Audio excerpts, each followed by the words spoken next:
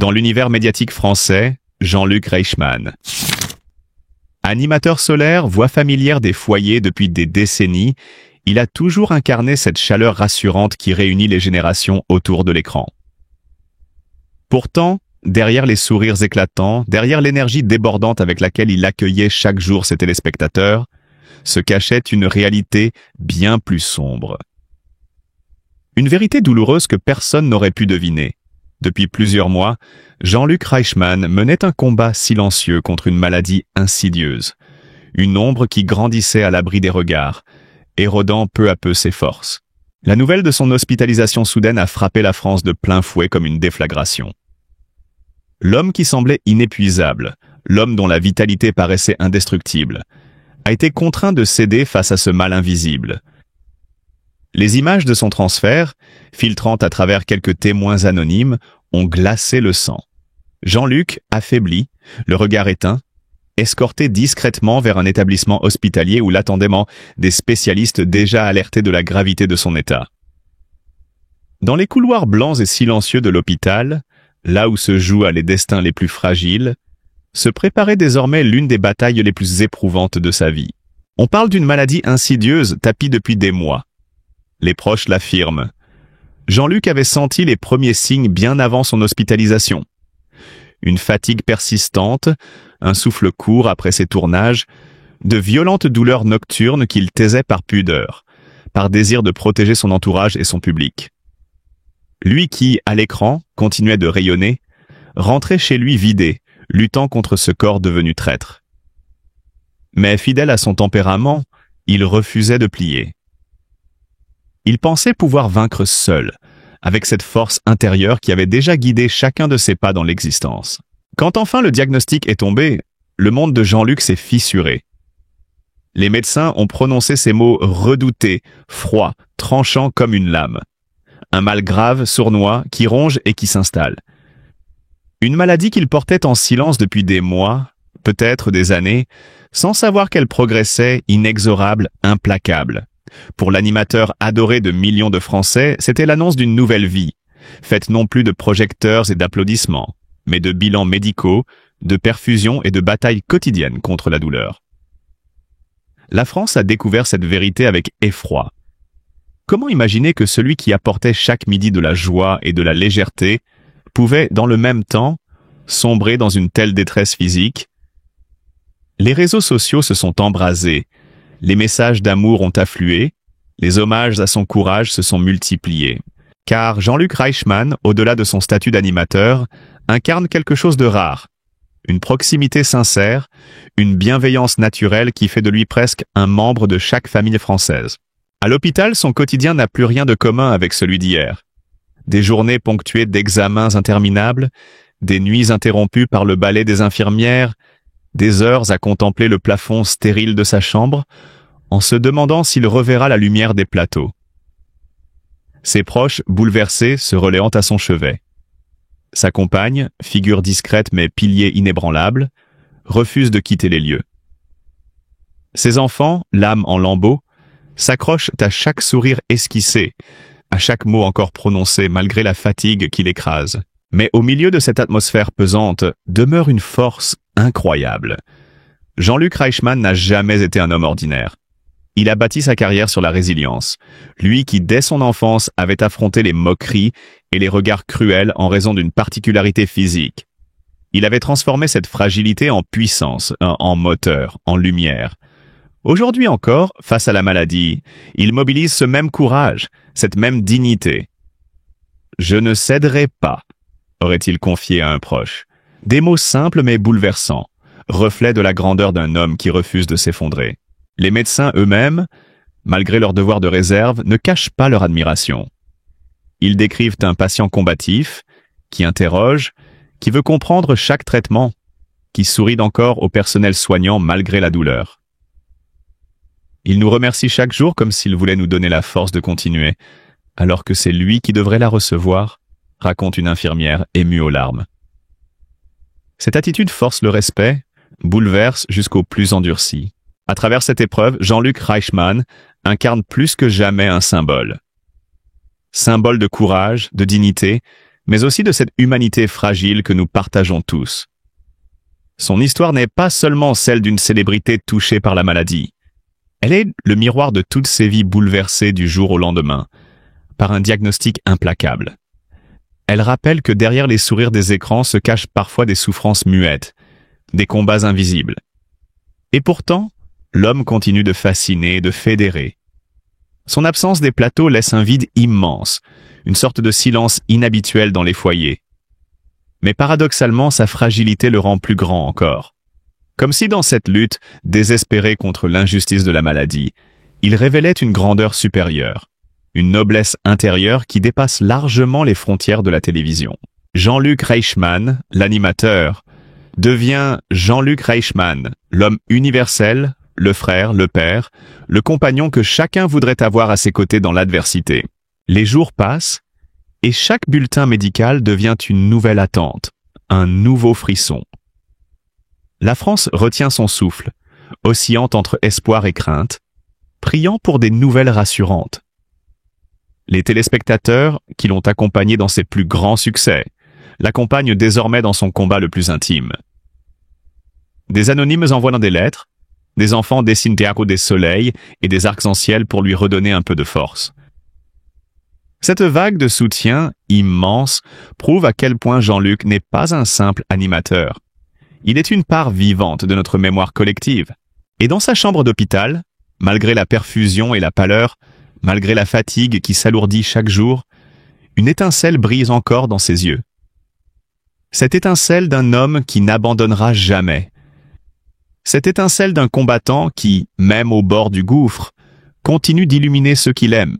Pour comprendre l'ampleur de cette épreuve, il faut y revenir en arrière, au cœur de l'histoire d'un homme qui, depuis toujours, a fait de la résilience son allié. Jean-Luc Reichmann n'est pas né sous une étoile facile. Dans son enfance, il portait une marque de naissance sur le visage, source de moqueries cruelles à l'école. Beaucoup auraient plié sous le poids du regard des autres, mais lui en a fait une force. Au lieu de cacher cette différence, il l'a assumée, il l'a transformée en emblème de courage. Cette cicatrice est devenue, avec le temps, le symbole d'une personnalité authentique, incapable de tricher avec ce qu'elle est. C'est cette sincérité qui a séduit les téléspectateurs. Dans ses premiers pas à la radio, puis à la télévision, on a découvert un homme à la voix chaude, à l'humour spontané, qui savait créer une complicité rare avec son public. Puis vinrent les années de gloire, avec des émissions devenues incontournables. Chaque midi, Jean-Luc Reichmann était là, fidèle au poste, offrant un moment de joie, de légèreté, presque une bulle d'oxygène dans un quotidien parfois lourd. Et c'est peut-être cela qui rend sa situation actuelle encore plus insoutenable. Comment concevoir que l'homme qui donnait de la force à des millions de Français doive aujourd'hui lutter pour trouver la sienne? L'hôpital, avec ses murs froids, ses lumières artificielles, semble à 1000 lieues des plateaux lumineux où il faisait rire, chanter, applaudir. Là où autrefois il tenait un micro, il serre désormais la main de sa compagne pour ne pas sombrer. Là où il lançait des jeux et des sourires, il affronte les silences pesants des diagnostics médicaux. Les médecins l'ont dit. La maladie était là depuis longtemps, tapie dans l'ombre, rongeant ses forces sans qu'il s'en aperçoive réellement. Il a sans doute ignoré des signes évidents, persuadé que ce n'était qu'un passage, une fatigue due à son rythme effréné. Mais la vérité était bien plus brutale. Quand il a enfin accepté de se soumettre à des examens approfondis, il était déjà trop tard pour parler d'un simple traitement. Ce qui s'annonçait désormais, c'était une bataille de chaque instant, une succession de soins lourds, d'attentes interminables, de douleurs inévitables. Son entourage, effondré, vit lui aussi ce cauchemar.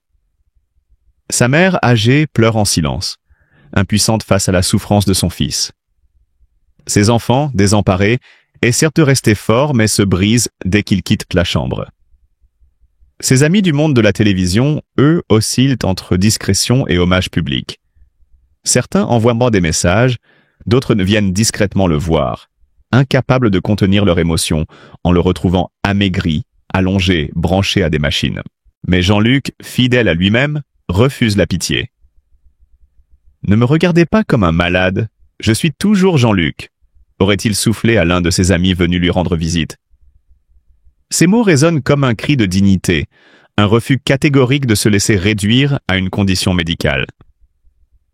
Il veut rester un homme, un père, un compagnon, un ami, pas seulement une silhouette affaiblie dans un lit d'hôpital. Chaque jour, malgré la fatigue écrasante, il essaie de garder un semblant de sourire. Quand une infirmière entre, il lance encore une petite blague, comme pour alléger l'atmosphère. Quand un enfant lui tend un dessin, il s'efforce de se redresser pour le remercier. Ces gestes, insignifiants pour certains, prennent ici une dimension héroïque. Car sourire dans la douleur est peut-être le plus grand des courages. À travers cette épreuve, une chose devient évidente. Jean-Luc Reichmann n'est pas seulement une célébrité, il est devenu une figure universelle. Sa souffrance touche parce qu'elle est le reflet de celle de milliers d'anonymes confrontés au même diagnostic. Sa lutte bouleverse parce qu'elle montre que, même au sommet de la gloire, nul n'est à l'abri de la fragilité humaine. En lui, le public voit un frère, un père, un ami, quelqu'un qui incarne cette humanité que la maladie met à nu. Et pourtant, derrière les larmes, derrière l'inquiétude, demeure une admiration sans borne. Admiration pour cet homme qui, toute sa vie, a refusé de se cacher. Admiration pour ce combattant qui, même affaibli, trouve la force de sourire. Admiration pour ce père, ce compagnon, cet animateur, qui ne cesse de montrer que la grandeur réside non pas dans les victoires faciles, mais dans les luttes impossibles. À l'extérieur, la France entière attend. Attente angoissée, suspendue aux nouvelles médicales, guettant la moindre information rassurante. Les téléspectateurs, qui hier encore riaient à ces blagues, prient aujourd'hui pour un miracle. Des associations se mobilisent, des célébrités expriment leur soutien, des anonymes envoient des messages bouleversants. Dans cette communion, une chose est claire. Jean-Luc Reichmann appartient désormais à la légende vivante du pays. Et dans sa chambre d'hôpital, au milieu des appareils médicaux et des chuchotements des soignants, il reste cet homme qui refuse d'abandonner. Un homme dont l'histoire n'a pas encore écrit sa dernière page. Depuis longtemps, des signes avant-coureurs se manifestaient. La fatigue chronique, ces douleurs persistantes qu'il préférait ignorer, les nuits sans sommeil qu'il mettait sur le compte du stress et du rythme effréné de ses tournages. Mais derrière le masque du professionnel irréprochable se cachait un homme fragilisé, inquiet, qui dissimulait ses souffrances pour ne pas alarmer sa famille, ni briser l'image solaire qu'il offrait à ses téléspectateurs. À présent, tout cela ne pouvait plus être caché. L'hôpital, avec ses murs blancs, ses odeurs de désinfectants, était devenu le théâtre de sa lutte. La douleur la plus profonde pour lui ne réside pas seulement dans l'acceptation de sa maladie, mais dans le regard de ses proches. Voir ses enfants, bouleversés, tenter de masquer leurs larmes pour ne pas l'accabler davantage, est une épreuve qui le consume de l'intérieur. Ses parents, eux aussi vieillissants, portent sur leur visage les marques de l'angoisse et de l'impuissance. Sa compagne, toujours présente, l'accompagne chaque jour, tentant de lui offrir une force qu'elle n'est pas certaine de posséder elle-même. Dans leurs yeux à tous, il lit cette douleur silencieuse, ce désespoir contenu qui lui rappelle que sa souffrance n'est pas seulement la sienne, mais celle de toute une famille soudain fragilisée. Jean-Luc repense souvent aux repas familiaux joyeux, aux éclats de rire partagés autour d'une table, à ces moments simples mais précieux qui semblaient indestructibles. Désormais, chaque souvenir se mêle à l'ombre de la maladie, comme si le bonheur passé se transformait en une nostalgie déchirante. Les conversations avec ses enfants prennent une dimension nouvelle. Il cherche à leur transmettre, dans chacun de ses mots, une leçon de courage, une trace de tendresse, comme s'il craignait que le temps lui manque pour leur dire tout ce qu'il voudrait. Dans les couloirs de l'hôpital, l'atmosphère pesante accentue sa détresse. Chaque visite médicale est une épreuve. Les résultats, les analyses, les discussions entre médecins qu'il tente de comprendre malgré le langage technique, lui rappellent sans cesse que son corps est devenu un champ de bataille. Il se sent dépossédé de lui-même, réduit à des chiffres, des données, des courbes d'évolution que l'on observe avec gravité. Cette perte de contrôle est, pour un homme qui a toujours aimé maîtriser sa vie et son destin, une humiliation silencieuse et insoutenable. Son esprit oscille entre l'espoir fragile et la peur grandissante. Certaines nuits, lorsqu'il ferme les yeux, il est assailli par des images sombres. Le vide, l'absence, l'idée de laisser derrière lui ceux qu'il aime le plus. Ces pensées l'étouffent, plus encore que la douleur physique. Pourtant, il s'efforce de les repousser, de sourire quand ses proches franchissent la porte de sa chambre, de prétendre que tout ira bien.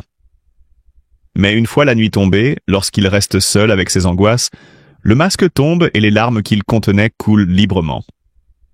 Il se remémore sa carrière, les plateaux de télévision, les applaudissements, les échanges chaleureux avec le public. Ce rôle de Monsieur Sourire, qu'il avait si bien incarné, est devenu une armure fissurée. Derrière, il n'y a plus que la fragilité d'un homme qui lutte contre une douleur insidieuse. La maladie a ravagé non seulement son corps, mais aussi cette insouciance qui faisait de lui une figure de réconfort pour des millions de téléspectateurs. Aujourd'hui, il se demande si ses fans sauraient reconnaître l'homme affaibli qu'il est devenu, ou s'ils préféreraient se souvenir du présentateur rayonnant qui illuminait leurs après-midi. Ce qui le ronge davantage, c'est l'impact de sa souffrance sur sa famille. Il voudrait protéger les siens, mais chaque affaiblissement, chaque gémissement, chaque nuit agitée est une épreuve partagée. Ses enfants, même s'ils essaient de poursuivre leur vie, sont tapés par cette angoisse permanente. Sa maison, autrefois emplie de rires, semble plongée dans un silence oppressant. Tout tourne autour de cette chambre d'hôpital, de ces allers-retours médicaux, de cette incertitude qui pèse comme une épée suspendue au-dessus de leur tête. La maladie lui a volé plus que sa santé. Elle a emporté avec elle une part de son intimité, de sa liberté. Chaque geste est surveillé, chaque respiration scrutée. Même les moments de tendresse avec sa compagne sont altérés par cette conscience permanente de la fragilité du temps. Les conversations s'interrompent souvent dans un silence lourd, comme si chacun craignait de prononcer les mots de trop. Il sent que l'amour qu'on lui porte est teinté d'une immense douleur, et cette certitude alourdit davantage son fardeau. Dans cette lutte, Jean-Luc Reichmann découvre une solitude qu'il n'avait jamais imaginée. Même entouré, même aimé, il se sent isolé par la nature même de sa souffrance. Personne, hormis lui, ne peut comprendre exactement ce que signifie sentir son propre corps se retourner contre lui. Cette conscience intime de sa vulnérabilité est une blessure invisible, qui s'ajoute aux douleurs physiques. Il lui arrive de fermer les yeux et de replonger dans son enfance, lorsqu'il courait insouciant dans les rues de Toulouse, entouré de ses frères et sœurs. À cette époque, la vie semblait infinie, pleine de promesses, de lumière et de vitalité. Ces images du passé ressurgissent avec d'autant plus de violence qu'elles contrastent avec sa réalité présente. L'enfant qu'il était n'aurait jamais imaginé qu'un jour, son corps deviendrait une prison, que ses forces vitales seraient dévorées peu à peu par une maladie invisible, qui s'installe comme une ombre au-dessus de chaque instant. Ses souvenirs lui arrachent un mélange de tendresse et de mélancolie. Tendresse de l'avoir vécu, mélancolie de savoir qu'il risque de ne plus jamais les revivre autrement qu'en pensée. Dans la chambre, quand les visites se terminent, il reste parfois seul à contempler les photos accrochées au mur, ou posées sur la table de chevet. Ces enfants souriants, des clichés pris lors de vacances heureuses, des moments figés dans le temps où la santé n'était pas une inquiétude. Ces images sont devenues son refuge, mais aussi une blessure ouverte. Car derrière chaque sourire capturé, il voit ce qu'il pourrait perdre, et cette conscience aiguë lui arrache le cœur. Les nuits à l'hôpital sont longues, interminables. Le bruit des machines, le passage régulier des infirmières, les couloirs illuminés en permanence. Tout cela participe à une atmosphère de veille perpétuelle. Jean-Luc a parfois l'impression que le temps lui échappe, que chaque minute écoulée n'est qu'un pas supplémentaire vers une issue qu'il redoute. Il tente de prier, de se raccrocher à des pensées positives, mais l'angoisse s'infiltre partout, dans le moindre recoin de son esprit. Lorsqu'il entend la voix de ses enfants au téléphone, il s'efforce de cacher sa fatigue. Il plaisante encore, par habitude, pour leur donner l'illusion que rien n'est perdu. Mais dès que la conversation s'achève, un silence immense l'envahit, et il sent tout le poids de la vérité s'écraser sur lui. Les larmes montent, incontrôlables, comme si le simple fait d'avoir du sourire pour rassurer ses proches avait puisé dans les dernières forces qui lui restaient. Sa compagne, elle, est le témoin privilégié de ses failles. Elle le voit dans ses moments de faiblesse, lorsque ses mains tremblent, lorsque la douleur devient insupportable, lorsque son regard se perd dans le vide. Elle tente de rester forte, mais lui perçoit ses propres larmes retenues, ses silences lourds de chagrin. Il sait qu'elle souffre autant que lui, mais d'une autre manière. Elle porte la douleur de l'amour impuissant, celui de ne pas pouvoir sauver l'être aimé. Et ce constat ronge Jean-Luc plus encore que la maladie elle-même. Les médecins, avec leurs paroles mesurées, essaient d'apporter des explications. Mais leurs mots, souvent enveloppés de prudence, ne font qu'alimenter son anxiété. Chaque compte-rendu médical, chaque résultat d'analyse devient une épreuve insupportable, une menace de plus pesant sur son avenir. Il scrute le visage des praticiens, cherchant à deviner derrière leur neutralité une lueur d'espoir ou une ombre de désespoir. Cette incertitude permanente est une torture invisible, un supplice qui l'empêche de trouver la paix intérieure. Il se surprend parfois à regarder par la fenêtre de sa chambre, observant le ciel changer au fil des heures. Le monde continue de tourner dehors. Les gens passent, les enfants jouent, la vie suit son cours. À l'intérieur, tout est figé, suspendu à son état de santé, comme si l'univers avait rétréci à ses 4 murs blancs. Cette confrontation entre la vie qui continue et la sienne qui vacille l'écrase sous un sentiment d'isolement insoutenable. Les visites familiales deviennent des rituels douloureux. Il les attend avec impatience, mais il redoute aussi leur départ, car chaque étreinte, chaque au revoir, prend une dimension poignante, comme si chacun craignait secrètement que ce soit le dernier. Le regard de ses enfants surtout est insoutenable, mélange de peur, de tristesse et d'une maturité douloureuse imposée par la maladie de leur père. Jean-Luc aurait voulu les préserver de cette épreuve, mais il n'en a pas eu le pouvoir.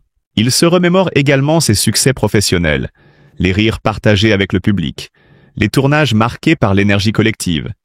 Aujourd'hui, ses souvenirs ressemblent à des fragments d'une autre vie, un monde dont il se sent brutalement exclu. La télévision, autrefois son royaume, paraît lointaine, presque irréelle. Le contraste entre l'homme public rayonnant et l'homme malade, allongé dans un lit d'hôpital, est trop violent pour ne pas nourrir un sentiment d'injustice. Chaque jour, il lutte non seulement contre la maladie, mais aussi contre l'envie de se laisser aller au désespoir. La tristesse est devenue une compagne constante, s'immisçant dans chacun de ses gestes, dans chacune de ses pensées. Elle ne le quitte jamais, pas même dans ses rares moments de répit. Sa famille, ses proches, son passé, son avenir incertain, tout est enveloppé dans cette brume mélancolique qui l'accompagne partout, comme une ombre indélébile. Face à cette réalité, il nous appartient en tant que public, en tant que citoyens, en tant qu'êtres humains, de tendre la main, de témoigner de notre soutien et de notre compassion. Ce n'est pas seulement l'animateur charismatique que nous voyons souffrir, mais l'homme derrière le personnage, l'époux, le père, l'ami, le frère, celui qui a toujours porté sur ses épaules une mission de lumière. Chaque soir, il nous a accompagnés. Il a su faire naître des rires là où pesait la fatigue. Il a su nous rappeler que la vie, malgré ses épreuves, reste belle lorsqu'elle est partagée.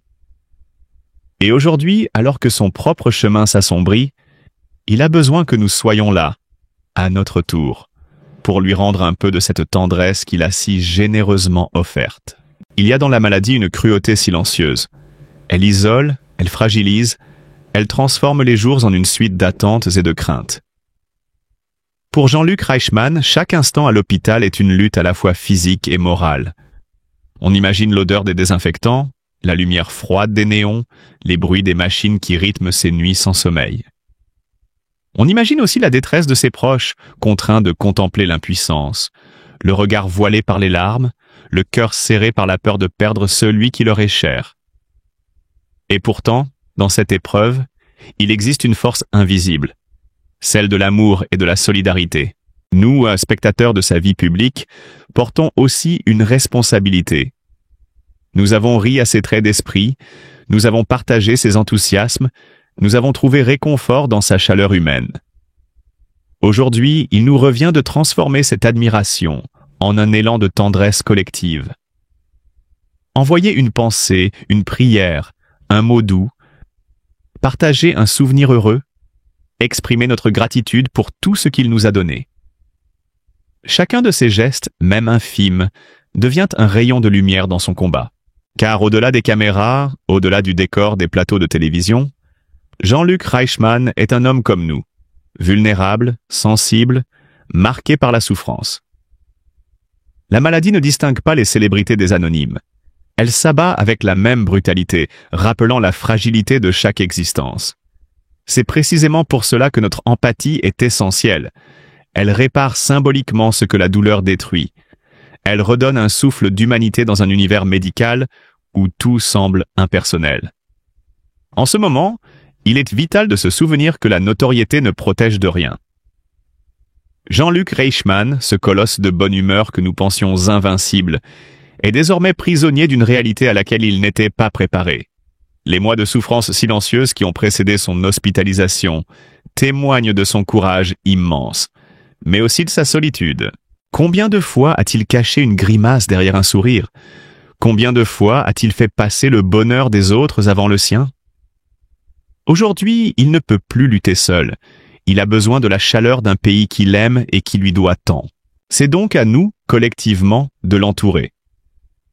De dire haut et fort que nous sommes là, que son combat est aussi le nôtre, que nous refusons de le voir sombrer dans l'oubli ou l'indifférence. Chaque message d'amour est une étincelle d'espérance. Chaque pensée bienveillante est une preuve que la maladie n'a pas le dernier mot, que la solidarité humaine est plus forte que le désespoir. Au fil des jours, la nouvelle de l'hospitalisation de Jean-Luc Reichmann s'est répandue comme une onde de choc dans tout le pays. L'animateur que l'on croyait inépuisable, que l'on imaginait protégé par son énergie solaire et son éternel sourire, se retrouve désormais à lutter contre une maladie implacable, installée sournoisement depuis de longs mois. Derrière la lumière des projecteurs, c'est une réalité douloureuse qui s'impose, celle d'un homme affaibli, affrontant une épreuve qu'aucun succès, qu'aucune popularité ne peut adoucir. Dans les couloirs silencieux de l'hôpital, son combat prend une dimension universelle. Il n'est plus seulement la figure familière de nos écrans, mais un symbole de fragilité et de courage. Les médecins se relaient à son chevet, ses proches serrent les poings face à l'angoisse, et des millions de spectateurs, à travers la France, prient en silence pour que son sourire revienne illuminer leur soirée. Cette image, celle d'un homme entouré de machines, de regards inquiets et d'une douleur qu'il n'a que trop longtemps dissimulée, est insupportable pour tous ceux qui l'ont aimé de loin. Mais c'est aussi dans ces instants tragiques que se révèle la force d'une communauté. Jean-Luc Reichmann a tant donné. Des rires, de la chaleur, une énergie contagieuse, un réconfort dans nos quotidiens souvent marqués par la routine et les difficultés. Aujourd'hui, il est temps de lui rendre un peu de cet amour. Lui dire qu'il n'est pas seul. Lui prouver que ses années de générosité et de partage n'ont pas été vaines. Car l'amour, lorsqu'il se rassemble et s'exprime, a le pouvoir d'alléger même les fardeaux les plus lourds. Nous devons apprendre de cette épreuve. La maladie n'épargne personne, pas même ceux que l'on croit intouchables. Elle nous rappelle combien il est précieux de chérir nos proches, de savourer chaque instant et surtout d'exprimer notre gratitude envers ceux qui ont marqué nos vies. Jean-Luc Reichmann n'est pas seulement un animateur, il est un frère de cœur pour des millions de Français. Et à ce titre, il mérite que nous soyons à ses côtés dans ce combat. C'est pourquoi je vous invite, vous qui lisez ces lignes, à vous unir dans une même émotion. Envoyez vos pensées, vos messages de soutien, partagez vos souvenirs, témoignez de votre affection. Chaque geste compte. Ensemble, nous pouvons faire en sorte que son combat ne soit pas vécu dans la solitude, mais dans la lumière d'une solidarité sincère. Et si vous souhaitez continuer à suivre son histoire, à rester informé, mais aussi à partager cette vague d'amour et de compassion, je vous encourage vivement à vous abonner à notre chaîne J-Maydays TV. C'est là que nous continuerons à honorer Jean-Luc Reichmann, à relayer les nouvelles, à transmettre vos voix, vos émotions, vos hommages. Votre soutien est essentiel pour que cette chaîne devienne un espace de rassemblement, de réconfort et d'unité autour de lui. Ne laissons pas la souffrance effacer la lumière qu'il a allumée en chacun de nous. Soyons présents, soyons généreux, soyons unis. Parce qu'au fond, aimer et soutenir ceux qui nous ont tant donné, c'est la plus belle des réponses face à l'adversité. Abonnez-vous dès maintenant à GMA Days TV, partagez cette vidéo, et ensemble faisons en sorte que Jean-Luc Reichmann ressente la chaleur de tout un pays qu'il aime et qui croit encore en sa force.